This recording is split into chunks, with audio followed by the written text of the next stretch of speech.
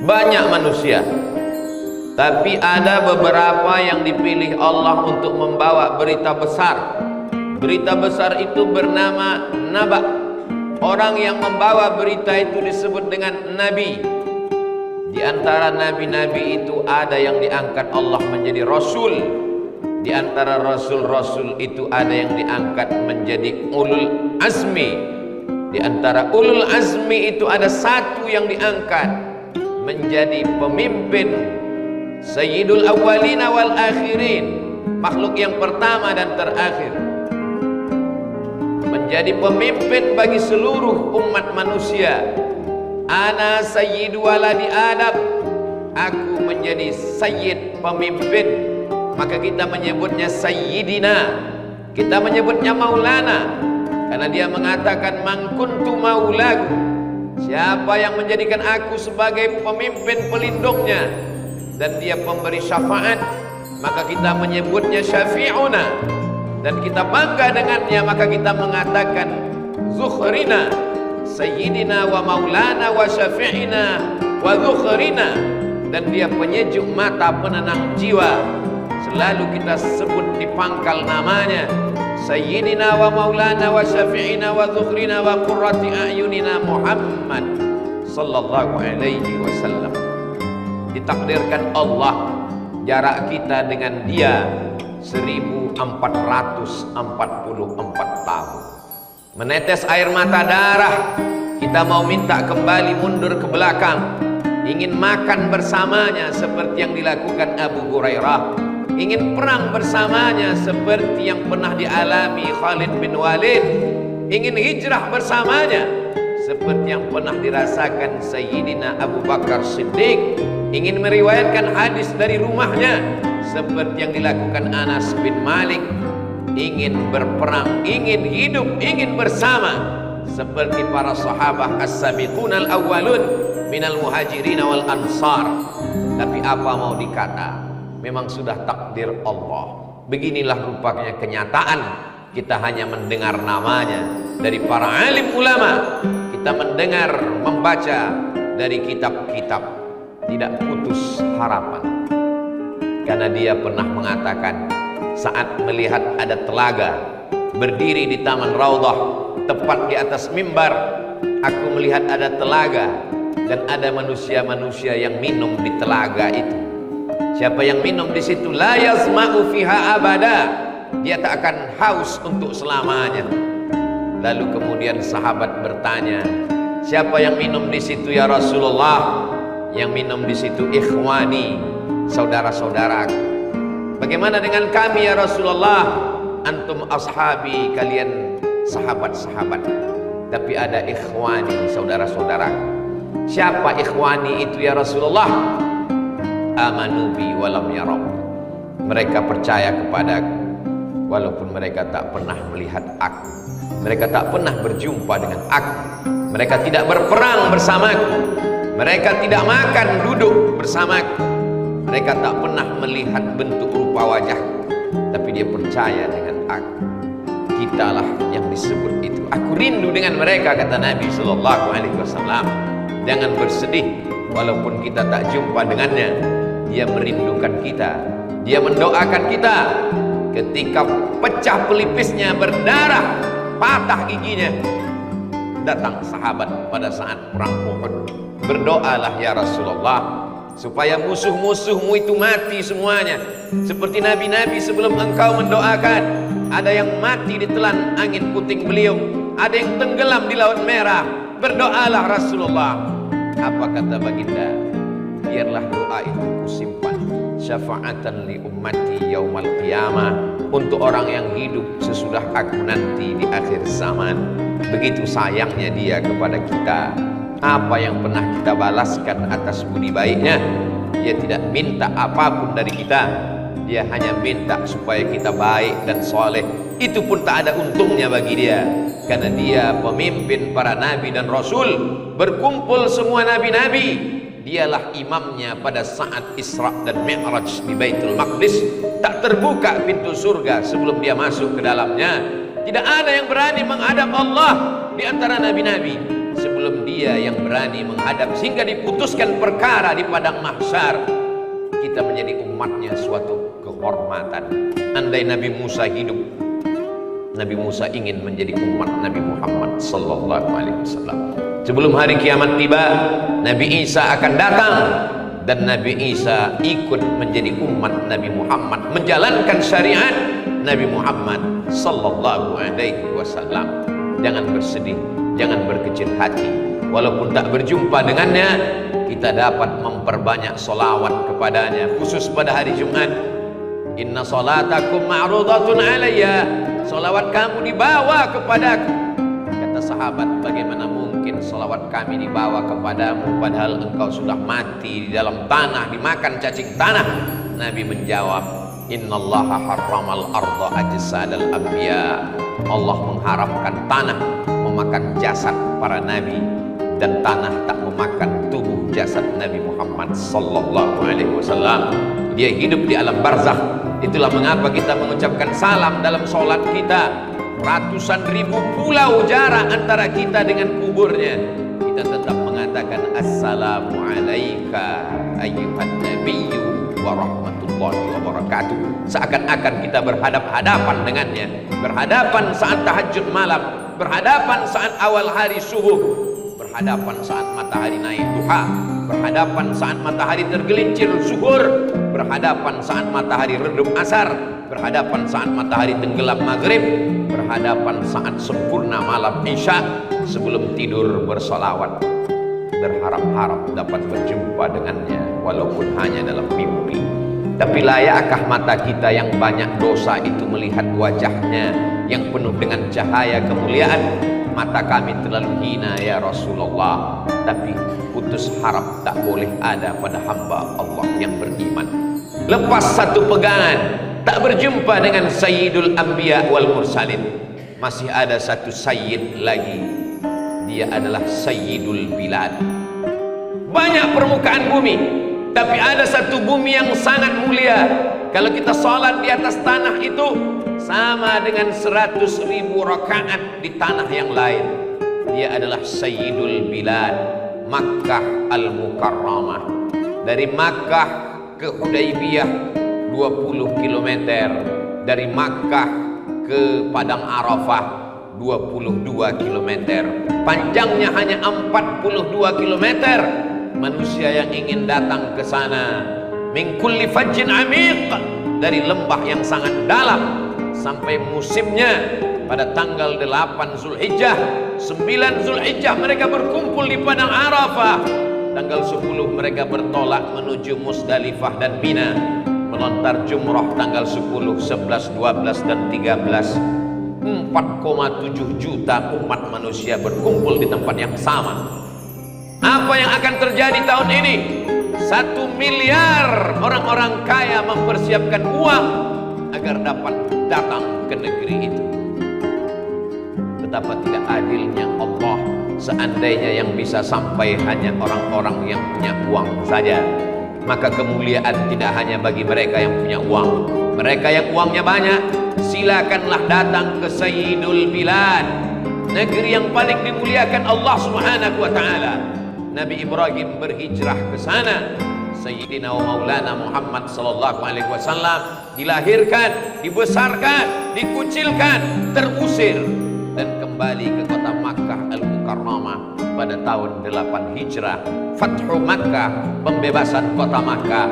Berduyun-duyun datang ulama dari Nusantara melaksanakan haji dan umrah ke Baitullah. Mereka tidak pulang ke kampung halaman. Mereka belajar fikih, mereka belajar hadis, mereka belajar akidah. Mereka kembali ke tanah air mendakwahkan syariat Islam. Apa mau dikata? Zaman kita tak sama dengan zaman mereka. Mereka dulu cukup datang menaiki kapal kayu, bahtera dihembus angin sampai ke pelabuhan Jeddah. Setelah itu mereka pun naik unta menuju kota Makkah Al-Mukarramah. Hari berganti, musim berubah, tidak lagi semudah yang dibayangkan. Tapi kita tidak mengutuk nasib, kita tidak menyalahkan Allah. Memang ini sudah takdir kita. Dua sayyid sudah terlewatkan. Sayyidul Anbiya wal Mursalin tak dapat dijemput karena zaman yang begitu jauh. Sayyidul Bilad, Makkah Al-Mukarramah, Ummul Qura, induknya segala negeri, pun tak dapat didatangi karena ongkos yang terlalu mahal. Lepaskah harapan? Allah selalu memberikan harapan-harapan. Masih ada satu sayyid lagi, dia adalah Sayyidus Syuhur, induk dari segala bulan. Muharram, Safar, Rabiul Awal, Rabiul Akhir, Jumadil Awal, Jumadil Akhir, Rajab dan Sya'ban, Syawal, Zulqa'dah dan Zulhijjah. Dialah satu-satunya bulan yang disebutkan dalam Al-Quran, disandingkan dengan Al-Quran. Syahrul Ramadhan alladzi unzila fihil Quran. Kalau Sayyidina Muhammad terlewatkan, tak dapat berjumpa. Kalau Sayyidul Bilad Makkah terluputkan karena tak bisa datang, jangan sampai Sayyidus Syuhur Ramadan pun terlewatkan. Inilah hari-hari penantian yang dirindukan oleh wali-wali Allah, nabi-nabi Allah, orang-orang soleh. Apa doa Nabi Muhammad SAW? Allahumma barik lana fi Rajab wa Sya'ban. Berikan kami berkah di bulan Rajab, berikan kami berkah di bulan Sya'ban. Wa ballighna Ramadan, sampaikan kami ke bulan Ramadan. Apa doa Sayyidina Umar ibn al-Khattab? Allahumma atina wa la tahrimna. Jumpakan kami dengan Ramadan, berikan Ramadan kepada kami, jangan sampai kami tak dapat Ramadan. Idza ja'akum, kalau dia sudah datang kepada kamu, ja'akum syahrun azim, bulan yang amat sangat agung dan mulia. Futihat abwabul jannah, dibukakan pintu-pintu surga, kabar gembira.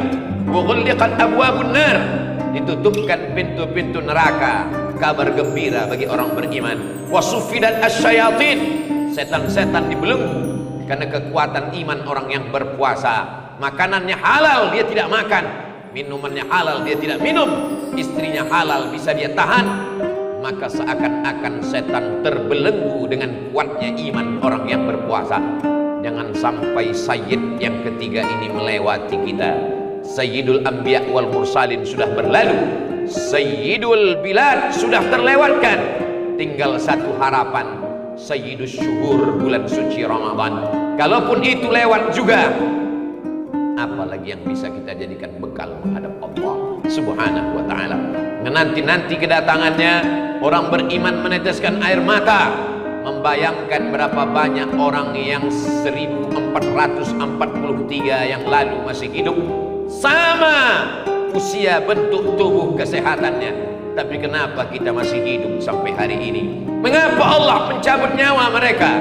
Alladzi khalaqal mauta, Allah yang menciptakan mati, wal hayata, Allah yang menciptakan hidup, liyabluwakum ayyukum ahsanu amala, Allah ingin melihat siapa yang paling baik amalnya. Jabatan dan kekuasaan akan menjadi tanggung jawab. Tidak lama kekuasaan itu, tapi hisabnya sangat lama.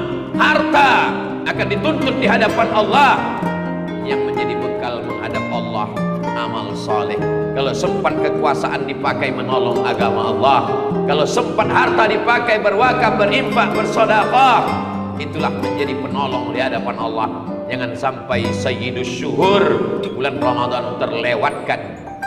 Dari mulai awal malamnya, lis-shaimi farhatani, orang yang berpuasa itu punya dua kebahagiaan. Farhatun inda fitrih, berbahagia saat berbuka.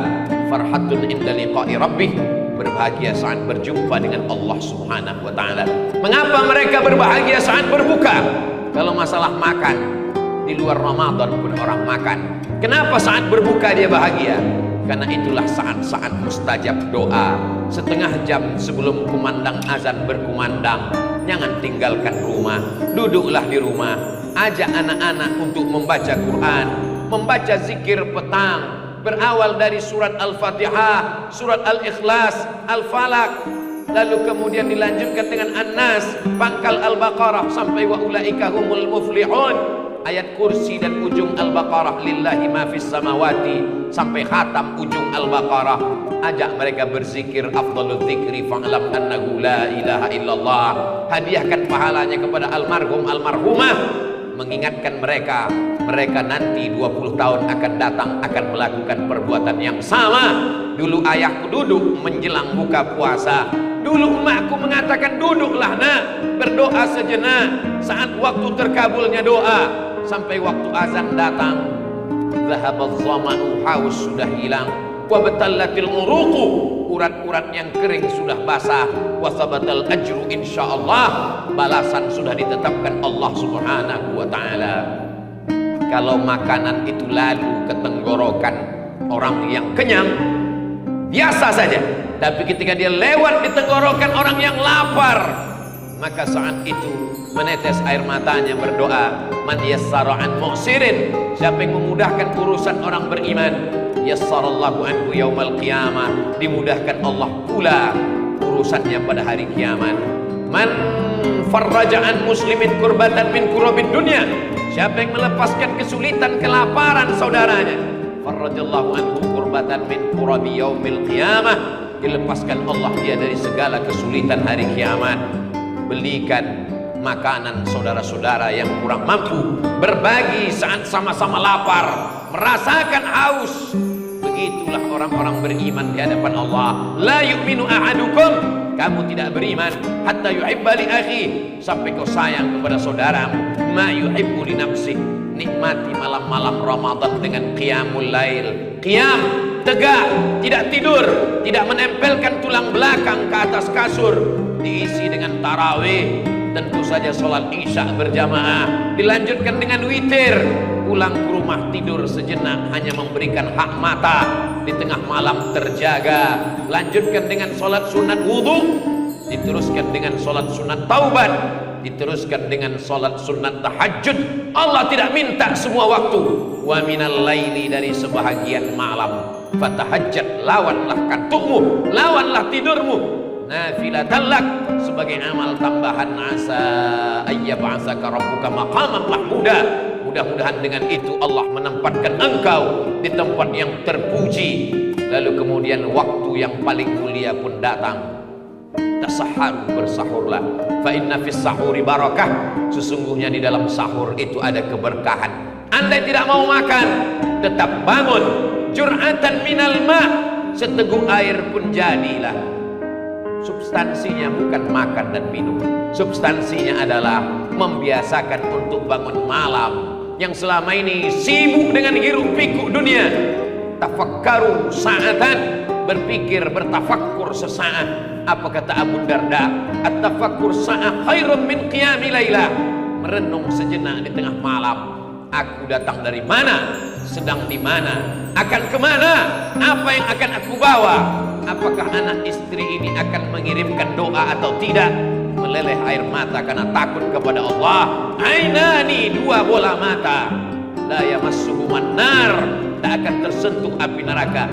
Ainun bakat min khasyatillah, mata yang menangis di tengah malam karena takut kepada Allah. Berapa umur dititipkan Allah, berapa yang dipakai untuk mengingat Allah, berapa harta dikaruniakan Allah, berapa yang dipakai menolong agama Allah yang lalu tak dapat dijemput kembali. Dan tarji'al ayyamul lati madat, yang lalu seperti tegak di tepi sungai, air yang sudah lewat tak mungkin kembali pulang. Kita hanya bisa meminta ampun atas dosa-dosa di masa lalu.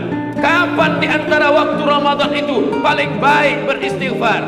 Wabil ashari hum yastaghfirun, di waktu sahur mereka beristighfar.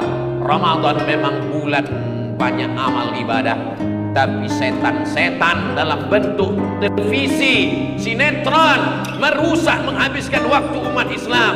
Kapan lagi kita mau mendekatkan diri kepada Allah?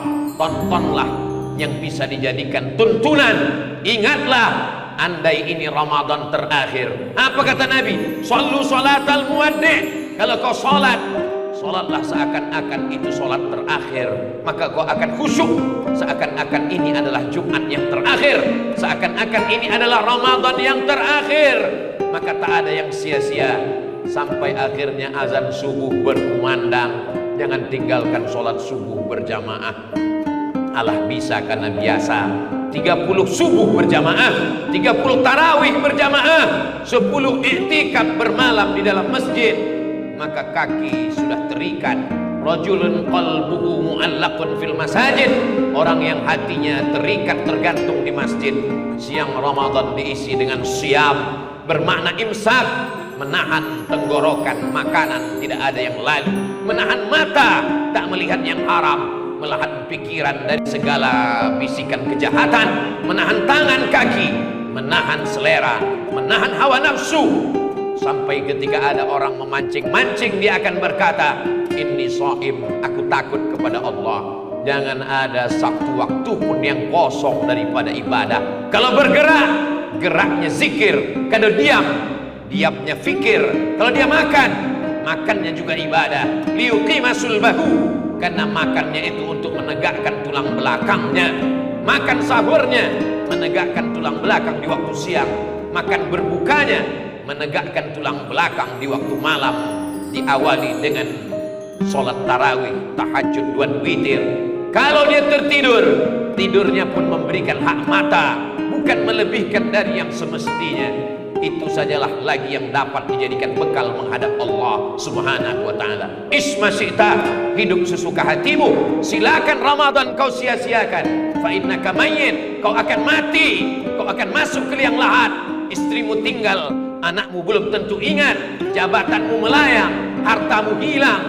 Yang bekal adalah hanya amal soleh menghadap Allah Subhanahu wa ta'ala.